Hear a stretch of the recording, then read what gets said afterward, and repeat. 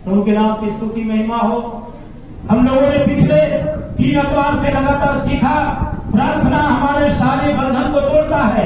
तो जब एक मनुष्य के जीवन में सारे बंधन जब टूट जाते हैं, उपवास हमारे जीवन के सारे दुष्ट आत्मा की ताकतों को हल करता है। जब मनुष्य के जीवन से दुष्ट आत्माएं बाहर हो जाती है तो मनुष्य स्वतंत्र हो जाता है। जैसा हम लोगों ने 15 अगस्त को स्वतंत्रता दिवस के लिए नाम पर झंडा फहराए। मेरे प्रियो, परमेश्वर आपको आपकी बीमारी से भी आजाद करना चाहता है। परमेश्वर आपके समस्या से भी आपको आजाद करना चाहता है। आपको छुटकारा देना चाहता है कि तुम्हारे जीवन में भी कोई रोग ना हो, तुम्हारे जीवन में भी कोई तकलीफ ना हो, तुम्हारे जीवन में भी कोई बाधा ना हो, तुम्हारे जीवन में भी कोई क्लेश ना हो।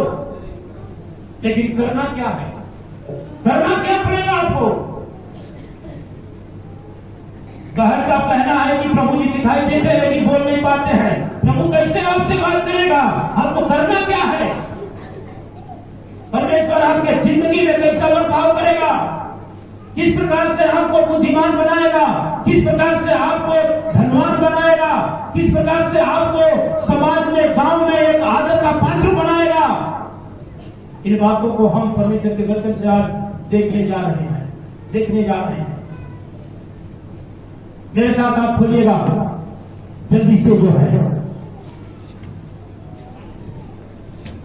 नीति वचन 16 और उसका 23 पद को। परमेश्वर का वचन हमसे और आपसे क्या बात करता है, जल्दी से हम उस वचन को पढ़ते हुए आगे की ओर जाएंगे। नीति वचन 16 अध्याय और उसका 23 पद को जरा पढ़ेंगे। जल्दी से पढ़ेंगे। बुद्धिमान का मन उसके मुंह पर भी बुद्धिमानी प्रकट करता है। बुद्धिमान का मन उसके मुंह पर, बुद्धिमान का हृदय उसकी मुंह की अगुवाई करता है। परमेश्वर इस वचन से हमसे और आपसे क्या कहने के लिए चाहता है? मेरे बेटा, तुम बुद्धिमान बनो। मैं तुमको बुद्धिमान बनाना चाहता हूं। मेरे बेटा, तुम धनवान बनो। तुमको मैं धनवान बनाना चाहता हूं। मेरे बेटा बेटी, तुम जो है सामर्थ्यवान बनो। मैं तुमको शक्ति देना चाहता हूं। लेकिन वचन बताती है, सुलेमान अपने लोगों को इकट्ठा करके कहता है, सुनो, अगर बुद्धिमान बनना चाहते हो, अगर धनवान बनना चाहते हो, अगर तरक्की करना चाहते हो, प्रभु की आशीष को बार बार पा करके उन्नति की ओर जाना चाहते हो, तो आपको एक काम करना पड़ेगा। बुद्धिमान का मुंह उसकी अगुवाई करता है और उसके होठों पर ज्ञान बढ़ाता है। Hallelujah, hallelujah. बुद्धिमान के मुंह, लेकिन कई बार हमारे मुंह से जो है गलत गलत बातें जो है निकलना शुरू हो जाता है। उल्टी बातें, उल्टे विचार, उल्टे सोच कहां से निकलता है? मुंह से निकलता है। बाइबल बताती है कि जो मुंह से हो करके पेट में जाता है वो मनुष्य को अशुद्ध नहीं कर सकता है। तो ध्यान से सुनिएगा, यीशु मसीह ने कहा कि जो मुंह के बल से पेट में जाता है उससे मनुष्य जो है अशुद्ध नहीं होता है, परंतु, तो ध्यान से सुनिएगा, परंतु लेकिन, ये शब्द कठिन है, लेकिन जो मुंह से, पेट से हो करके मुंह से निकलता है वही मनुष्य को अशुद्ध कर देता है, वही मनुष्य को अशुद्ध कर देता है।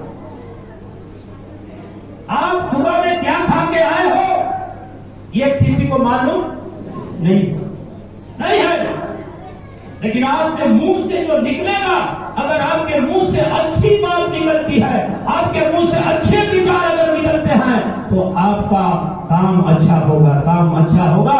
परमेश्वर कहता है अच्छी बातों को अपने होठों से जो निकालता है उसको मैं ज्ञानवान बना देता हूं। हालेलुया, बोलिए प्रभु यीशु मसीह की। अगर आप ज्ञानवान बनना चाहते हैं, धनवान बनना चाहते हैं, बुद्धिमान बनना चाहते हैं तो अपने मुंह की चौकसी कर। और एक दृढ़ विश्वास आपको करना पड़ेगा। एक तो बहुत बड़ा फैसला आपको लेना पड़ेगा कि मैं प्रभु यीशु के पास आ रहा हूं, मैं प्रभु यीशु के पास जा रहा हूं, मैं प्रभु यीशु के साथ अगर चल रहा हूं तो ये मुझे बहुत बड़ा एक जॉय होना चाहिए कि मेरा सब कुछ यीशु मसीह करने वाला परमेश्वर है। हालेलुया। क्योंकि बाइबल में लिखा है, जितनों ने उसकी ओर दृष्टि किया सब उसके कारण। किसके कारण? उसके कारण। आपकी प्रार्थना के कारण नहीं, आपका दान देने के कारण नहीं, आपके अच्छे बात को जो है अच्छे काम करने से नहीं, तो उसके कारण, उसके कारण सब कोई आनंदित और ज्ञानवान धनवान और आगे बढ़ा, आगे बढ़ा, आगे बढ़ा उसके कारण। क्योंकि जो कोई उसकी आज्ञा का पालन करता है। मैं शुक्रवार के दिन नीति वचन जो है उस अध्याय से मैं बात किया था, जो है 19 अध्याय से बात किया था कि बुद्धिमान पुत्र से पिता आनंदित होता है। बुद्धिमान पुत्र से पिता आनंदित होता है। अब आप अपने को जरा यीशु मसीह के सामने खड़ा करके कहो, मेरे भाई मेरे बहन, क्या हम उसके सामने कैसे हैं? हम भी उसके बेटे हैं, हम भी उसकी बेटियां हैं। हम कैसे बेटा बेटी हैं? क्या बुद्धिमान के साथ काम कर रहे हैं उसके साथ, या अपने अच्छाई के साथ काम कर रहे हैं, या गलत बातों पर हैं? सुनते तो जरूर हैं, पढ़ते तो जरूर हैं, क्या वचन हमारे जीवन में उतना अधिकारी से काम कर रहा है? हे मेरे पुत्र, हे मेरे पुत्र, हे मेरे पुत्र, 6 दिन लगातार परमेश्वर नीति वचन के दूसरा अध्याय से लेकर के और 7वां अध्याय तक लगातार कहता है, हे मेरे पुत्र, हे मेरे पुत्री, हे मेरे बेटा, हे मेरे बेटी, मेरी शिक्षा को न भूलना, मेरी आज्ञा को अपने हृदय से अलग न करना, मेरे राहों पर चलना, जिससे तेरा जीवन सफल हो जाएगा, जिससे तेरी उम्र बढ़ जाएगी, जिससे तू समाज में उन्नति कर जाएगा, जिससे तू परिवार में आशीषित हो जाएगा। मत्ती सुसमाचार 7वां अध्याय उसका 7 पद में लिखा है, मांगो तुम्हें दिया जाएगा, ढूंढोगे तो पाओगे। हमें मांगने की जरूरत है। अगर आपके पास बुद्धि नहीं है, अगर आपके पास विवेक नहीं है, अगर आपके पास धन नहीं है, मैं आपको बताने के लिए चाहता हूं, दुनिया का धन कमाते कमाते आप परेशान हो जाओगे, लेकिन कभी भी उन्नति की ओर नहीं जाओगे। लेकिन अगर उन्नति करना है, धनवान बनना है, ज्ञानवान बनना है, बुद्धिमान बनना है, तो परमेश्वर कहता है मांगो, और जब तक मांगो, तब तक मांगना है कि जब तक मिल न जाए तब तक मांगते रहो, मांगते रहो, मांगते रहो। एक अंधा व्यक्ति के बारे में हम और आप अच्छा तरह से जानते हैं, बरतुमाई के बारे में हम और आप अच्छा से कहानी को जानते हैं। जानते हैं कि कितना लोग जानते हैं बरतुमाई अंधा के बारे में? बहुत लोग जानते हैं। भिखारी था, भीख मांगने वाला था, सड़कों पर, गलियों में, चौराहों पर भीख मांगा करता था, दिखाई नहीं देता था। लेकिन एक दिन उसने अपने जीवन में एक पक्का निर्णय लिया। किसी के मुंह से बात करते सुना, देख तो नहीं रहा है, किसी को पहचान तो नहीं रहा है, लेकिन किसी को बात करते हुए सुना कि आज जो है यीशु मसीह यरीहो में आ रहे हैं। कहां आ रहे हैं? यरीहो कैसा गांव था आपको मालूम है? यरीहो का मतलब बाइबल के अनुसार क्या होता है?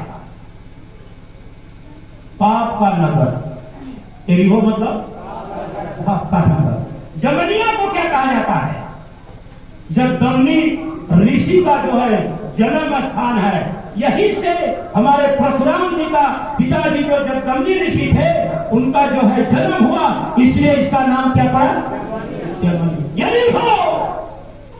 उस अंधा आदमी को मालूम हुआ कि यीशु मसीह यरीहो में आ रहा है, पाप के नगर में आ रहा है, श्रापित जगह में आ रहा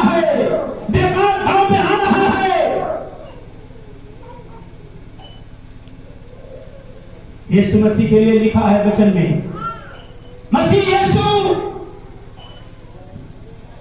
जगत के पापियों का उद्धार करने के लिए आया। वो धर्मियों के लिए नहीं, परंतु पापियों को बचाने के लिए आया। हालेलुया। क्या और कोई गांव नहीं था? क्या कोई और शहर नहीं था यीशु मसीह को जाने का? लेकिन वो यरीहो में एक जा रहे हैं, उस पाप की नगरी में जा रहे हैं। लेकिन सुनिए, उस पाप की नगरी में होता क्या है? मेरे साथ खोलिएगा उस पर, कोई भेजा मरकुस सुसमाचार 10वां अध्याय, उस पर तुम्हारी की कहानी को जरा सा आप खोल लीजिए। मरकुस 10 अध्याय 46 पद से जो है पूरी जोर से पढ़ करके उसको सुनाएंगे। 10 और 46। वे यरीहो में आए, यीशु मसीह यरीहो में आया, और जब वह और उसके चेले औरत बड़ी भीड़ और एक बहुत बड़ी भीड़ यरीहो से निकलती थी, यरीहो से बाहर जा रहा था, तब तिमाई का पुत्र बरतिमाई एक अंधा भिखारी जो जन्म का अंधा भिखारी सड़क के किनारे बैठा था। सड़क के किनारे बैठा हुआ था। सड़क के किनारे क्या क्या था? बैठा हुआ। बस जरा याद। और उसी सड़क के किनारे से किसी के जाते हुए की आवाज सुन के उनके मुंह से जो बात हो रही थी कि यीशु मसीह आज यरीहो आ रहा है। कहाँ आ रहा है? यरीहो के रास्ता में ही वो बैठा हुआ था। और उन लोग कह रहे थे इसी रास्ता से यीशु मसीह आज जाने वाला है, इसी रास्ते से यीशु मसीह यरीहो में जाने वाला है। यरीहो गांव में बड़े बड़े लोग जो है अपने घर में तैयारियां किए थे, स्टेज लगाए हुए थे, बहुत बड़े सभा का आयोजन किए हुए थे, और बहुत बड़ी भीड़ भी यीशु के साथ विदा हो रही थी, जा रही थी। यरीहो ये बीच में हुआ क्या? इस अंधा आदमी ने जब सुना कि यीशु इसी रास्ते से जा रहा है, इसने अपने मन में एक निर्णय लिया, इसने अपने मन में एक संकल्प किया, इसने अपने मन में एक वाचा बांधा, इसने एक मन में जो है बहुत बड़ा वायदा लिया कि आज मैं यीशु को जरूर देखूंगा। हालेलुया। जोर से ताली बजा के प्रभु का धन्यवाद। कौन आदमी है? जोर से बोलिए, कौन आदमी है? लेकिन क्या सोच लिया? मैं यीशु को देखूंगा। क्या यीशु मसीह चश्मा लेके जा रहा? जब इसकी बात को थोड़ा समझिए। चंगाई आपको नहीं मिल सकती है, लेकिन आप अपने दर्द का सही दवा लेने के लिए यीशु के पास आने की तैयारी नहीं कर पाते। बहन आपसे यीशु बात कर सकता है, इन्होंने कहा कुछ बोलता नहीं है, तो आपसे बात कर सकता है, लेकिन अपने मुंह की चौकसी करो और एक हिम्मत करो, आशा रखो कि यीशु अगर दर्शन दे रहा है तो एक न एक ही बात करेगा। धन्यवाद करो। बरतिमाई ने पक्का विश्वास के साथ बोला, कुछ भी हो जाएगा, आज मैं यीशु को क्या करूंगा? उसी नगर में जकई नाम का भी एक आदमी रहता था, जिसको लोग क्या कहते हैं? बदमाश, छुट्टी देने वाला। वो भी सुना। बाइबल बतलाती है कि बरतिमाई ने जब निर्णय करके मानना शुरू कर दिया तो देखा नहीं कि यीशु आ रहा है कि बहुत बड़ी भीड़ गाय भैंस की आ रही है, लेकिन पैरों की आवाज से, खटखट की आवाज से जब आने लगा, आवाज आ रही थी, तो बरतिमाई को मालूम हो गया कि लगा है कि यीशु मसीह आ रहा है। ये चिल्लाने लगा। मैं आपको बोलता हूँ प्रार्थना करो तो आप ताली बजा दो।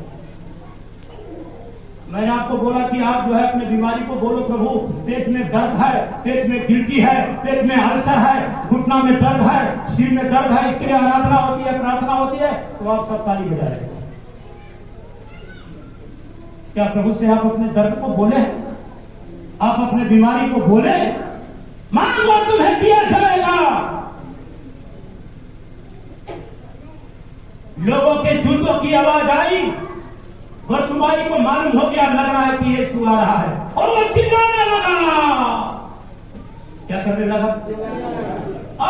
दाऊद के संतान यीशु मसीह, हे प्रभु, हालेलुया। क्या करके चिल्लाने लगा?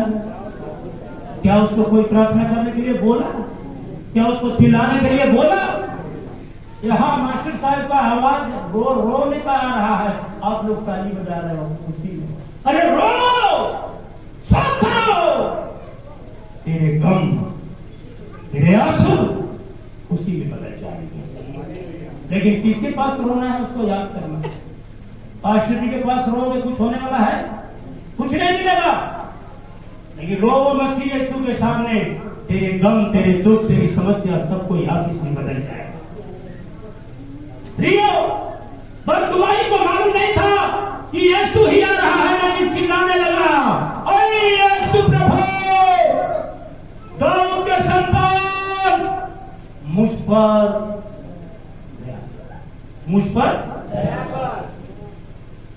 उसको तो भीख मांगने वाला था, उसको तो ये बोलना चाहिए कि अरे यीशु प्रभु, आज सब कोई 4 आना देता है, आप 10 रुपया दे दो। क्या कर दो? ये मांगना चाहिए। लेकिन उसने ये नहीं मांगा, मुझ पर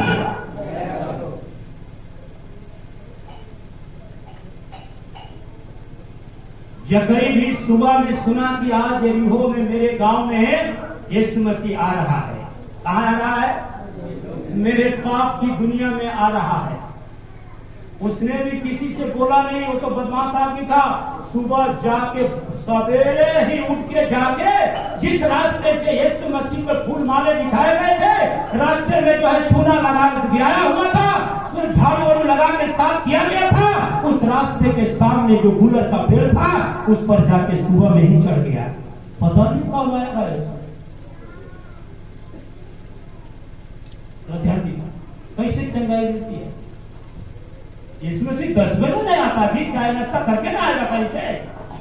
लेकिन ये आदमी के अंदर में एक दृढ़ विश्वास ने ठान लिया, कभी भी आएगा, लेकिन इसी रास्ता से, इससे पहले कि मैं जाके इंतजार करूं।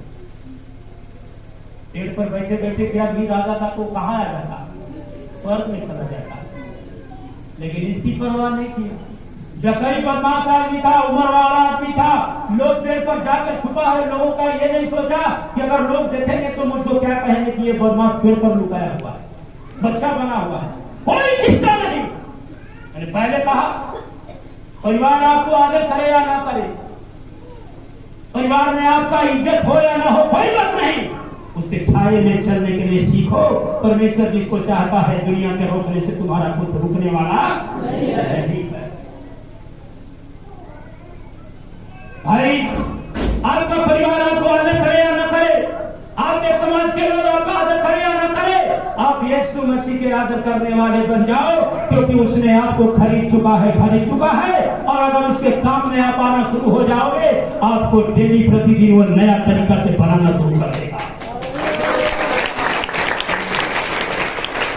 और तुम्हारे चिल्लाने लगा, लोगों ने जाके उसको मना किया, लेकिन और जोर से चिल्लाने ठान लिया अपने मन में, दृढ़ विश्वास के साथ वो तय कर लिया कि आज यीशु मसीह को मैं क्या करूंगा? देखूंगा। उपवास में रह के, प्रार्थना में रह के प्रभु यीशु से कहो, पापा, जब तक तो आप मुझसे बात नहीं करोगे, ये बेटा तेरा हिलने वाला नहीं। प्रभु आपसे बात करे, प्रभु आपसे बोलेगा, प्रभु आपसे बात करेगा। जब यीशु मसीह आया, भीड़ में आवाज सुनाई नहीं दे रही थी, लोगों ने इसको जाके रोका, अरे अंधा आदमी चुप हो जा। लेकिन ये चुप नहीं हुआ और जोर से चिल्लाने लगा, हालेलुया, और जोर से चिल्लाने लगा। और यीशु के पास ये आवाज आ गई और जाके यीशु ने कहा, तू क्या चाहता है? यीशु ने पूछा, तू पैसा चाहते हो? भीख मांगने वाले हो ना, पैसा चाहते हो कि क्या चाहते हो? बताओ।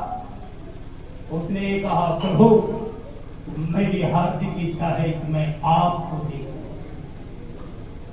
मेरा बच्चा कई सालों से मैं देखा नहीं हूं, मैं पत्नी को नहीं देखा हूं, छूट जा।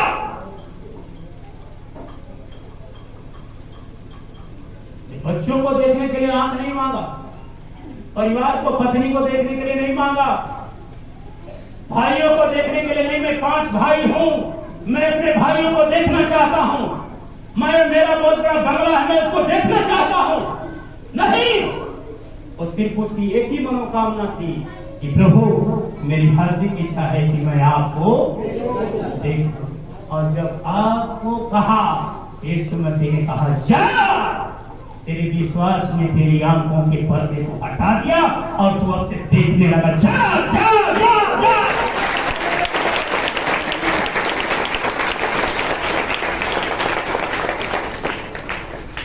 परमेश्वर ऐसे लोगों को धनवान बनाता है। जब रास्ते में आगे बढ़ा, उसी पाप की नगरी की कहानी, जब जकई को देखा, पेड़ के नीचे गया तो यीशु बिना किसी के बताए ऊपर देखा और कहा, ए जकई, जितने पीछे लोग थे सबको था। भैया यीशु को इसका नाम मालूम कैसे है? क्या आपका नाम यीशु को मालूम नहीं है? क्या बहन आपका नाम यीशु को मालूम नहीं है? क्या आप जो घर में काम करती हो, क्या वो देखता नहीं है?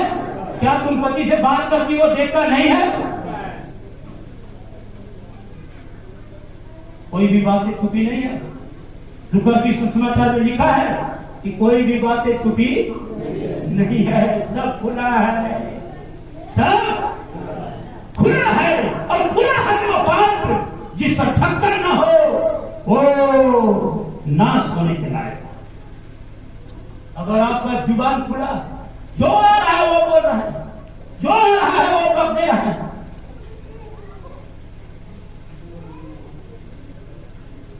ठीक नहीं। बुद्धिमान का मुंह उसके मार्ग की अगुवाई करता है। क्या बोलना है? हम पुराना नियम में शद्रक और मेशक अबेदनगो की कहानी को देखते हैं। उससे पहले मैं एक बार उस जकई के बारे में बोल के इनके बारे में जानने की चाहता। जकई आया, यीशु के पैरों के पास बैठ के पानी नहीं दे रहा। घर जाएंगे, इसने कहा तुम्हारे घर जाऊंगा। तैयारी कहीं और, स्टेज कहीं और बना है, और यीशु ने कह दिया जकई चल, मैं आज तेरे घर जा रहा हूं। हालेलुया। सारे लोगों ने कहा अरे इस पापी के घर में जाए बच्चों, यीशु मसीह ठीक आदमी नहीं है। लोगों ने कुड़कुड़ाया, लोगों ने जलन रखा, लेकिन यीशु के पीछे जकई चला गया, उसके घर गया। पानी नहीं ला रहा है, चाय नहीं ला रहा है, नाश्ता नहीं दे रहा है, लेकिन वहां पैरों के पास बैठ के कह रहा है जिस पर जितना मैं लिया था उसको मैं दूंगा, वापस कर दूंगा। जितना मैं चोरी किया था वो सबके घर जाके वापस कर दूंगा। जिसका 10 लिया था 100 दे दूंगा, जिसका 1 लिया था 10 दे दूंगा। और आज से मैं आपके पीछे चलूंगा, आपका चेला बन के रहूंगा, इस संसार को छोड़ता हूं, छोड़ता हूं, छोड़ता हूं। यीशु ने कहा जकई तो इब्राहिम के वंश का हो। किसके वंश का हो? दुनिया का नाम, दुनिया में उसका नाम था छोड़ो, बदमाश का था। लेकिन यीशु ने कहा आज तेरे ये साइन बोर्ड को मैं हटा रहा हूं, आज तेरे पोस्टर को हटा रहा हूं जो दुनिया के लोग तुम्हें बदमाश कहा करते थे, और आज से ये तेरा घर और तेरा नाम एक उद्धार करने वाला नाम नहीं होगा। हालेलुया। अब तू लोगों की भलाई करने वाला होगा, लोगों के जीवन में जान डालने वाला होगा। अपने मुंह की चौकसी कर, चौकसी कर, चौकसी कर। बुद्धिमान पुत्र से पिता आनंदित होता है। हम दानियल की किताब में देखते हैं, शद्रक मेशक अबेदनगो को जब उस आग के भड़कते हुए भट्ठे में डाला गया, उससे पहले राजा नबूकदनेस्सर बुला के पूछता है क्या तुम लोग जानबूझ करके मेरी आज्ञा का उल्लंघन किए हो? शद्रक मेशक अबेदनगो ने अपने मुंह पर बहुत सोच समझ के एक आवाज को दिया कि अरे राजा नबूकदनेस्सर, हम लोग जानबूझ करके नहीं, सोच समझ के तेरे उत्तर दिया गया है, सोच समझ के निर्णय किए हैं कि तू जिस आग में हम सबों को डालने के लिए तैयारी कर रहे हैं, उस तेरे भट्ठे की आग से मेरा यीशु हमको बचाने के लिए ताकत रखता है। जोर से बोलो यीशु प्रभु की। कोई आग से भी बचाने की शक्ति रखता है। कोई आग से भी जिंदा करके वापस लाने का ताकत रखता है। मेरे प्रियो, सदरक में से वाले गांव को आग के भट्टे में डाल दिया गया, अपने मुंह की चौथी से राजा को उतर दिया, राजा को उतर दिया। फिर थोड़ा देर के बाद भट्टे को शांत किया गया और राजा ने कहा, जाके देखो कि ये लोग की हड्डी भी बची है कि नहीं बची है। लोग जब जाके देख रहे हैं, राजा को आगे कह रहे हैं, अरे उसी में घूमते हुए नजर आ रहा है, तो 4 आदमी घूम रहा है। जोर से बोलिए प्रभु यीशु मसीह की। 3 आदमी डाला गया आग में, कितना आदमी दिखा रहा? 4 आदमी। तो क्या कर बोल रहा? राजा राजा नबूकदनेस्सर जी, आप हम लोगों ने 3 जन को डाला, उस आग में 4 जन घूमते हुए दिखाई दे रहा है। राजा जाके वहां पर आया, सदरक मेशक अबेदनगो, क्या तुम जिंदा हो? क्या तुम? क्या आवाज आ रही है? सोच समझ के बोलना, जरा ध्यान से सुनिए। क्या उत्तर दे रहा है अंदर से? अरे राजा नबूकदनेस्सर, तो जुग जुग जियो। ताली बजाओ यार, आपका शत्रु अगर आपको गाली देता है, आप क्या करते हो? आपके सामने आपका नुकसान करता है, आप क्या करते हो? आशीर्वाद देते हो? क्या करते हो? पत्नी थोड़ा सेवा नहीं की ना खुश हो जाओ, जाने दो।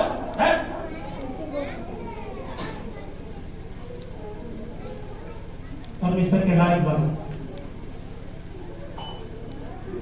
इसने आपकी भट्टी में डाला, वो व्यक्ति को कह रहा है जुग जुग जियो, तेरा राज्य और बढ़े, हालेलुया। और जिस यीशु के बारे में आप लोग बता रहे थे, वो यीशु हमारा आगे आगे चलकर अरे तेरे आग के भट्टे को भी शांत कर दिया यार, शांत कर दिया। मुंह की चौकसी करता है, चौकसी करता है, चौकसी करता है। परमेश्वर की आज्ञा का जो पालन करता है, उसको परमेश्वर धनवान बनाता है। अपना काम जो जल्दी से करता है, लापरवाही किए बिना करता है, उसको परमेश्वर धनवान बनाता है। एक और वचन मेरे साथ पढ़िएगा, एक और वचन मेरे साथ पढ़िएगा। मत्ती की सुसमाचार 3 अध्याय, उसका 8 और 9 पद को पढ़िएगा। कई बार हम घमंड में चले जाते हैं, मैं तो पुराना विश्वासी हूँ, मैं तो पुराना जो है यहाँ चर्च का मेंबर हूँ, मैं तो बहुत बड़ा प्रभु के लिए कुछ करता हूँ, मैं तो बहुत बड़ा जो है ज्यादा दिन से चर्च कर रहा हूँ, मैं तो बहुत समय से प्रभु के साथ चल रहा हूँ। लेकिन यहाँ वचन क्या बताती है? पढ़िएगा 3 अध्याय 8 और 9 पद को जल्दी से पढ़िएगा। इसलिए मन फिराव के योग्य फल लाओ, मन फिराव के योग्य फल लाओ। कई पुराने लोग यीशु मसीह के पास आके कहने लगे, मैं तो आपके साथ बहुत पहले से था, मैं तो आपके पास बहुत पहले से जान रहा हूँ। लेकिन यीशु ने कहा मन फिराव के योग्य फल लाओ। आगे, और अपने अपने मन में यह न सोचो हमारा पिता अब्राहम है। हम अच्छा गीत गाने वाले हैं, हम अच्छा प्रचार करने वाले हैं, हम अच्छा जो है दान देने वाले हैं, हम अच्छा जो है चर्च की अगुवाई करने वाले हैं, हम विश्वासियों में अच्छा विश्वासी हैं। ये मत समझो, ये मत समझो, ये मत समझो, ये मत समझो।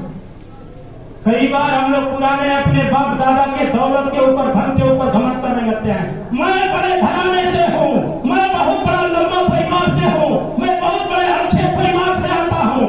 ये आदमी तो बहुत छोटा परिवार से आता है। समझा दीजिए। कई बार हमारे मन में आता है इब्राहिम के संतान है, यहाँ पर करीबों पर सुनिए, इब्राहिम ये मत कहना कि मैं इब्राहिम का संतान हूँ, मैं इब्राहिम का वंश का हूँ, मैं पुराना विश्वासी हूँ, मैं बहुत बड़ा अच्छा जानकार आदमी हूँ। मत कहना, मत कहना। मेरे प्रियो, हम अपने कभी कभी बल पर घमंड करना, मेरे पास बहुत बल है, मेरे पास बहुत बड़ा धन है, मेरे पास बहुत बड़ा चीज लेकिन प्रभु कहता है तुम्हारा सोच तो है, लेकिन उस सोच को पूरा करने का काम मैं करता हूं। सोच को पूरा करने का काम मैं करता हूं, मैं करता हूं, मैं करता हूं। इसलिए कभी भी ये करके मत करना। आगे बढ़िएगा। तुम्हारे मन में ये बातें न आने पाए हमारा पिता अब्राहम है, हमारा पिता इब्राहिम है, क्योंकि मैं तुमसे कहता हूँ मैं तुमसे कहता हूं कि परमेश्वर इन पत्थरों से परमेश्वर इस पत्थरों से अब्राहम के लिए संतान ताली बजा के परमेश्वर का धन्यवाद करो, धन्यवाद करो, धन्यवाद करो।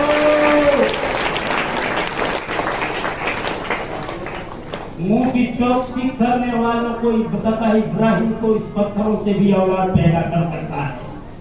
90 साल के बाद परमेश्वर संतान इब्राहिम को दिया। सारा उम्र 90 साल की हो गई। जो अपने मुंह की चौकसी करता है, जो अपने मुंह पर लगाम लगा के रखता है, सोच समझ के उत्तर देता है, बुद्धिमान व्यक्ति हर एक बातों को समझ के उत्तर देता है। और जो समझ के उत्तर देता है परमेश्वर उसको धनवान बनाने के लिए कहता है। हालेलुया। जो समझ के चलता है परमेश्वर उसको आशीष देने के लिए चाहता है। जो समझ के परमेश्वर की बात को मानता है परमेश्वर उसको आशीषित करना चाहता है। मेरे प्रियो, पहली बात, परमेश्वर की आज्ञा जो मानता है परमेश्वर उसको बुद्धिमान बनाना चाहता है। परमेश्वर का काम जो है होशियारी से जो करता है उसको परमेश्वर धनवान बनाना चाहता है। तीसरा एक बात आपको हमको मालूम है, बहुत सुंदर कहानी है और मेरे साथ खोलिएगा लूका की सुसमाचार 15 अध्याय। लूका की सुसमाचार 15 अध्याय। और हम सबको मालूम है, सबको जानकारी है उड़ाऊ पुत्र की कहानी। एक धनवान व्यक्ति का बेटा अपने बाप से झगड़ा करके, अपने बाप से लड़ाई करके,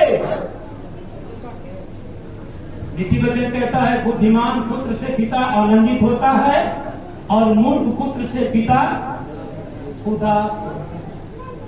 ये बेटा मूर्ख बन गया। धनी आदमी का बेटा है, धन पर घमंड कर लिया और अपने हिस्से को बेच करके घर में जाके आप लोग पढ़ लीजिएगा उसको।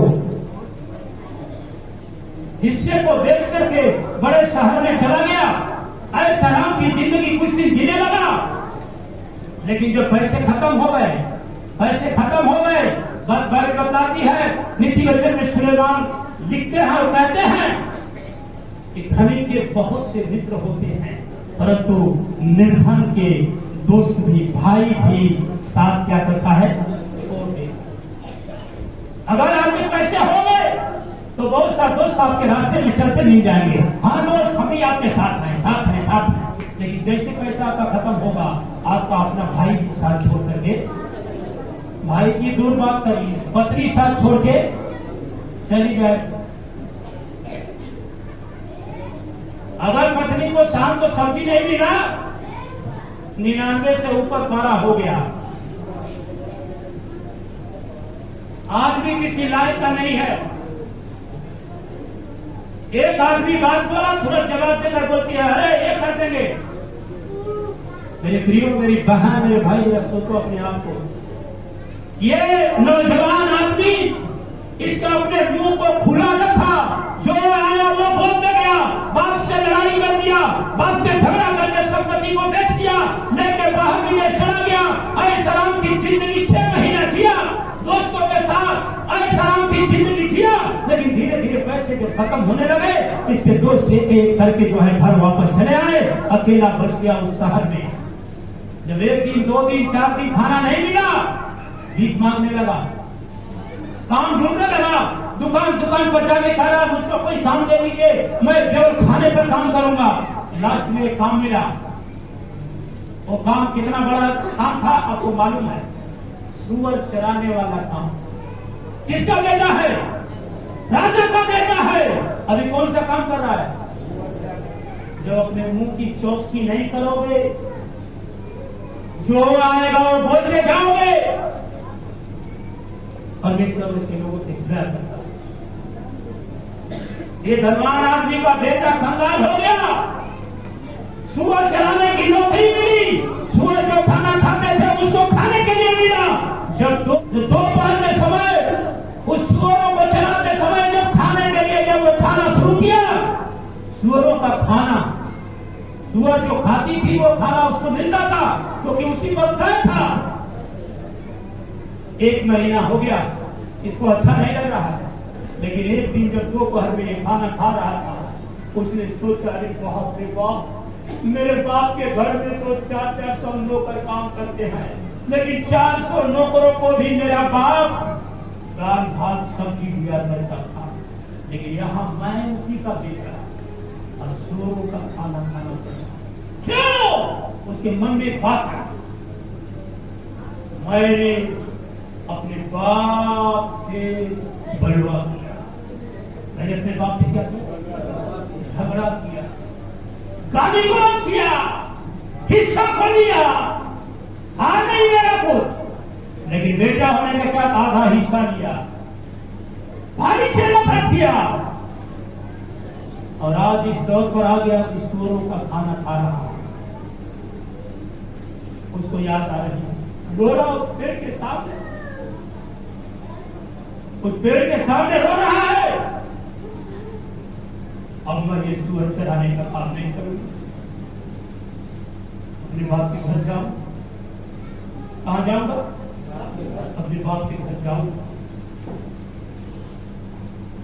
तो मैं तो इतना गिर चुका, ये बेटा कहानी के लायक को नहीं सोच रहा, लेकिन मैं जाऊंगा और अपने बाप से कहूंगा, पापा मैं आपके विरुद्ध और परमेश्वर के विरुद्ध, दोनों के विरुद्ध क्या किया हूं? पाप किया हूं। मैं आपका बेटा कहानी के लायक नहीं हूं, लेकिन मैं अपनी गलती को महसूस करता हूं, मैं अपने किए हुए कामों को महसूस करता हूं, मैं अपने बोले हुए बातों पे आपसे क्षमा मांगता हूं। मुझे बेटा तो मत बनाइए, लेकिन एक नौकर बना करके अपने घर में काम दे दीजिए, मैं उस काम को करने के लिए तैयार हूं। ये सोचा, उठा, माली के पास गया, झोले में कर दिया और सीधे गाड़ी पकड़ के बंबई से चला आया।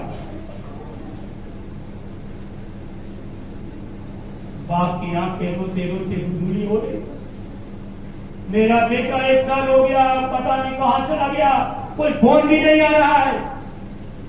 याद कर, बाप की संपत्ति को भी लेके गया, वहां ऐश कर रहा है, यहां बाप क्या कर रहा है? रो रहा है। यार ये सुंदर जीवन आपको परमेश्वर ने दिया है, अगर इसको देने के बाद नाजायज खर्च करोगे, क्योंकि यीशु आपको खरीदा है, यीशु ने आपको खरीद चुका है, और अगर वो खरीदा है तो आप उसके काम में नहीं आने लायक हो, तो परमेश्वर कहता है रोना पड़ेगा, रोना पड़ेगा, रोना पड़ेगा। सुअर चलाने की जगह में जाना पड़ेगा, सुअरों की नौकरी करके, सुअरों को चलाने की नौकरी करके उसी का भोजन खाना पड़ेगा।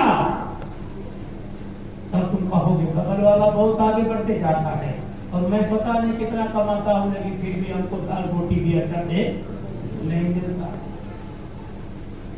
पैसे कमाने वाले, उस पर भरोसा रखने वाले, भजन संहिता में दाऊद कहता है, किसी को रथों पर भरोसा है, किसी को घोड़ों पर भरोसा है, किसी को खेत पर भरोसा है, किसी को संपत्ति पर भरोसा है, लेकिन मेरा भरोसा परमेश्वर के हुआ है। सब गिर गए, सब नाश हो गए, लेकिन मैं घोड़ों की नाई दौड़ते रहा, दौड़ते रहा, दौड़ते रहा, दौड़ते रहा।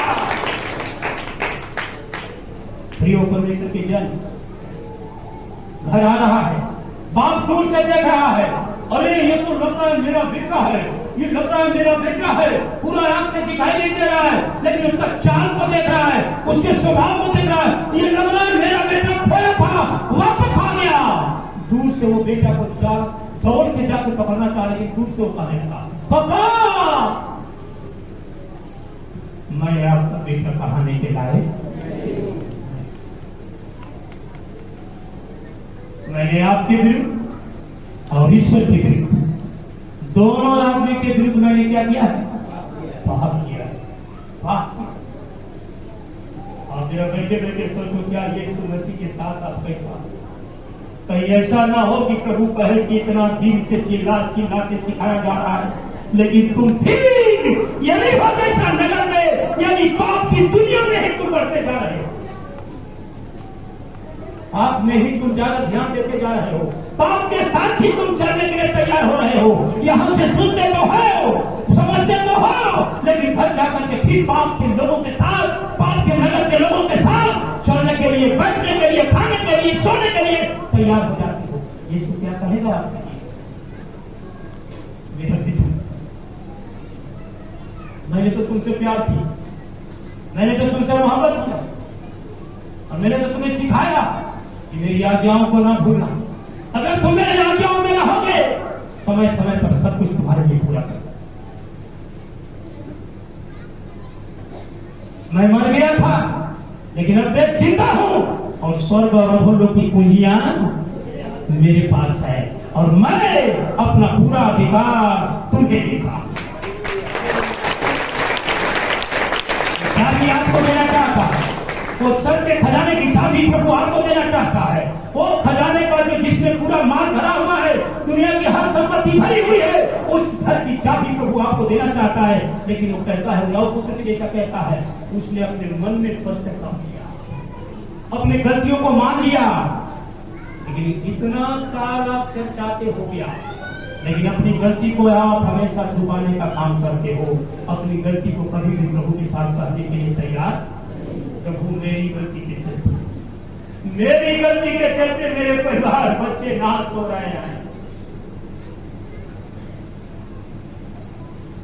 हम लोग दूसरों को हमेशा देखते हैं, इसके चलते मैं बर्बाद हो गया। मान लो झगड़ालू पत्नी मिल गई, ठीक है, आप 1 साल देखा, 2 साल देखा, यार ज्ञान तो उसमें है, बुद्धिमानी तो उसमें है कि आप समझ जाओ कि झगड़ालू है, तो इसे झगड़ा करना अपने आप बंद कर दो। वो अगर गाली देते तो चुपचाप रह जाओ, गाली दे लो, मानो पति होकर सहने के लिए तैयार है। हालेलुया। ये नंबर का पाप, ये नंबर का पाप। पति अगर बार बार आगे होता है तो बहन थोड़ा देर नम्र बन जाओ ना, लेकिन दोष मत लगाओ कि इसके चलते मैं बर्बाद हो रहा हूं।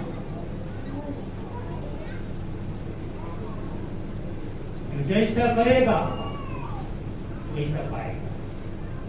बुढ़ाऊ पुत्र का बाप दौड़ करके उसको बेटा को, जब वो मान लिया अपनी गलतियों को, तुरंत उसको गले लगाया और कहा, मेरे बच्चे के आने की खुशी में बहुत बड़ा जश्न मनाया था। परमेश्वर दयालु।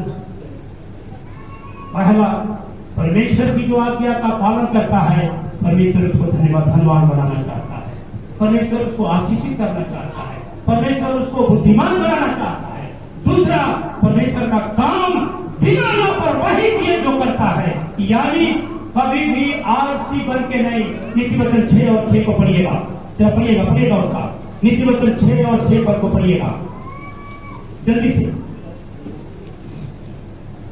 Jesus, hallelujah.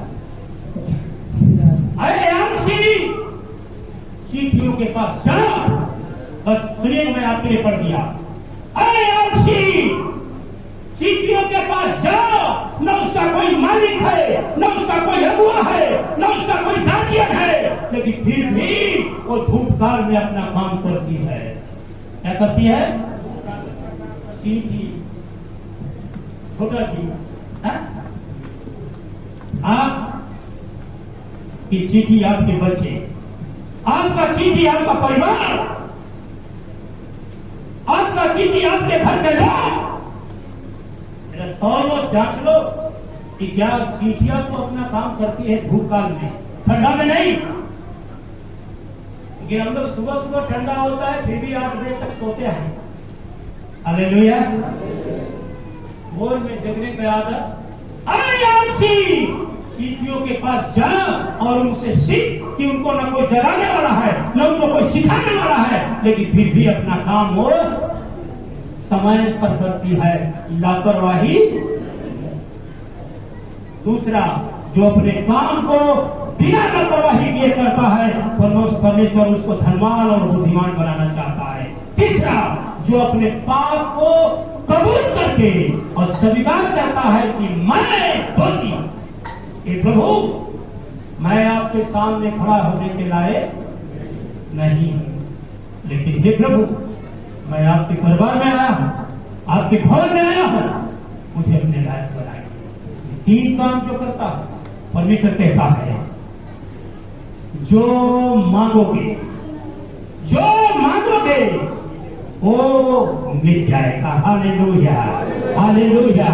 विश्वास के साथ ऐसा करने वाले कि मैं अभी तीनों बात को करने के लिए आपसे तैयार हो जाऊंगा। जोर से हालेलुया बोलेंगे, बोलिए